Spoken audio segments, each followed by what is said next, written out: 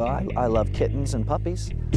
My name's Cameron Kelley, Stockton, California, Manteca, East Union, Bosshog, Barber. My grandpa always talked about his favorite motorcycle was a Suzuki Water Buffalo. It was a 3-cylinder, 2-stroke, and he just thought that was the coolest bike, he ever owned. Currently now I'm rocking a Vespa, a 71 150 2-stroke with a sidecar, and yeah, I'm a bad A on it. People are like, oh, don't you think you need to ride a big hog? I'm like, yeah, but a real man rides a Vespa. Crispy 1-2 on the mic. What you gonna do? Oakland. So when I was a kid, I would sit in my grandparents' main living room, and above the fireplace there was a stoic, unbelievable picture of my grandpa that he actually won in 1964 for winning, it was called the Whiskerino, and it was these beard and mustache competitions. It was amazing how when you're a kid, those things imprint on you, and you find yourself going, man, that's so cool. And everyone loved my grandfather, and he was so well respected.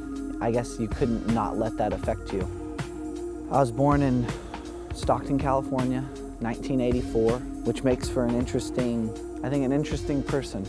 You're born in an area like that. It's not very nice. There's not too many positive things. I think the only positive thing about that area is the people that come from it and your central location to everything. You're an hour and a half from San Francisco, you're an hour from Sacramento, you're an hour and a half from Yosemite, but where do you live most of your life?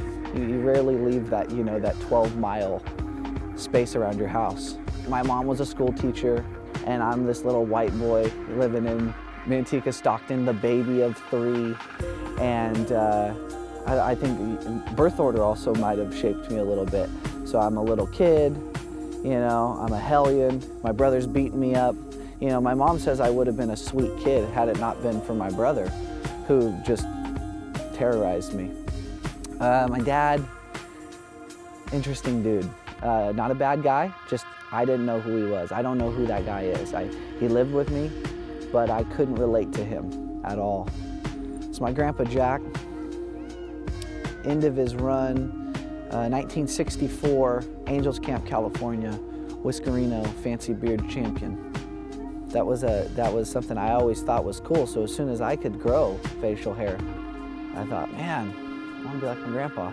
Again, that little kid looking at that picture hanging above the fireplace, thinking, man, I want to be like that, He liked weird stuff, and I liked weird stuff, and he liked old Westerns, and I liked old Westerns, and he just really was a huge influence on my life.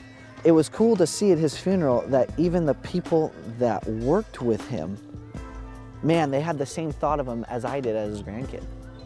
Like, no one said a bad thing, and this guy said the best thing I've ever heard said at a funeral. He got up and said, it's nice to come to a funeral and recognize the person that people are talking about. Wow. I lost my dad the year before, and so when I lost him, I don't know, it was kind of, it just really hit home that maybe one day what are people going to say at my funeral? Are they going to say, man, I recognize that guy that they're talking about? I'm not a saint. My grandpa wasn't a saint though, he lived life. But he loved God, and he loved his wife, and he loved his family. He left a great legacy. You tell him I'm coming, and hell's coming with me. I always liked that part. Great movie. Favorite movie, Tombstone. My grandpa's favorite movie was How Green Was the Valley, or something like that. He loved that movie. That and The Black Marble. I don't know why he liked that movie so much, but he did.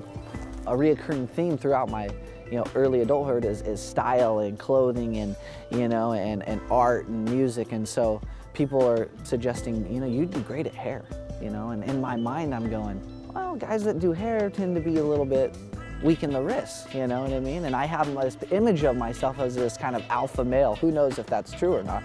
but you know, I'm louder and I'm a little bit, you know, in your face, and I, you know, like girls and I like to drink, and you know, you get kind of lost in that. You get sort of lost in that idea, and you start seeing yourself as that.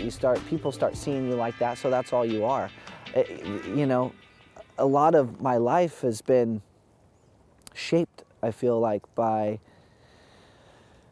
what people thought I was, or even what I thought I was through other people. I don't know if it's age, maybe I'm a late bloomer, I have no clue, but I decided I'm gonna do it anyways.